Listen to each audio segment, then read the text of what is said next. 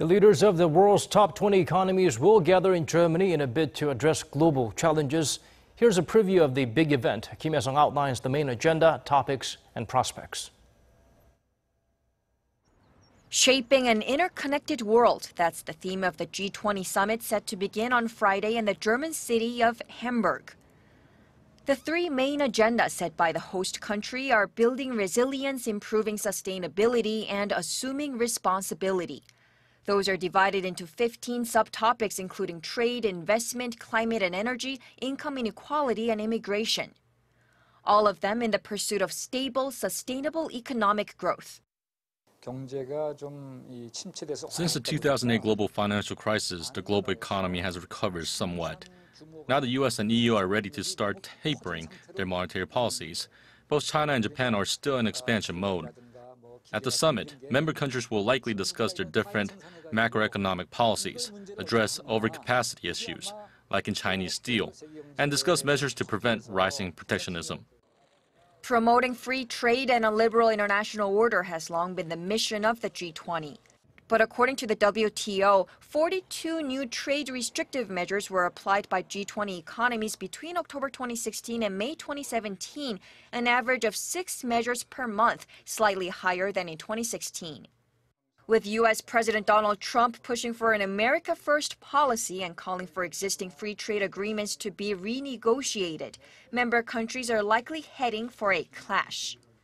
This lack of consensus was seen in March at the G20 financial ministers and central bank governors meeting. The members' communique at the end replaced the usual phrase, resist all forms of protectionism, with a watered-down version. We're working to strengthen the contribution of trade to our economies.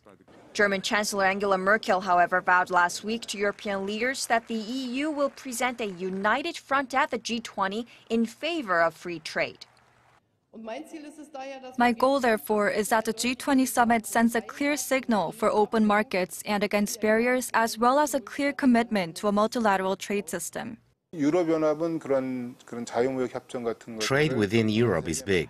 Upholding liberal trade policies is critical for the EU's economic and political survival. If President Trump opposes liberal trade policies, then the roles of Europe and China, their leadership, will grow even bigger at the summit. The second main agenda is climate change, which the group sees as an issue that needs to be tackled for sustainable growth. G20 leaders are expected to push for the implementation of the 2015 Paris Climate Agreement designed to reduce greenhouse gas emissions. That agreement, however, was dealt a major blow when President Trump took America out of it. Sustainable energy has long been a critical issue for Germany. Merkel has played an important role in coming up with the Paris Climate Agreement. A high level of commitment to the Paris deal is unlikely, but countries are expected to at least reaffirm their commitment to environmental issues at the level of the UN 2030 Agenda for Sustainable Development.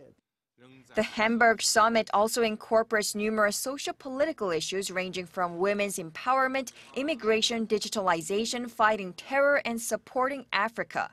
The agenda is designed to make growth inclusive and address the criticism that globalization and free trade have left some behind. The G20 summit discusses a range of issues, so it's difficult to expect the countries together to come up with specific policies. The real policies come from bilateral talks on the sidelines, especially with changes in global leadership, like in the US, France, and of course, Korea.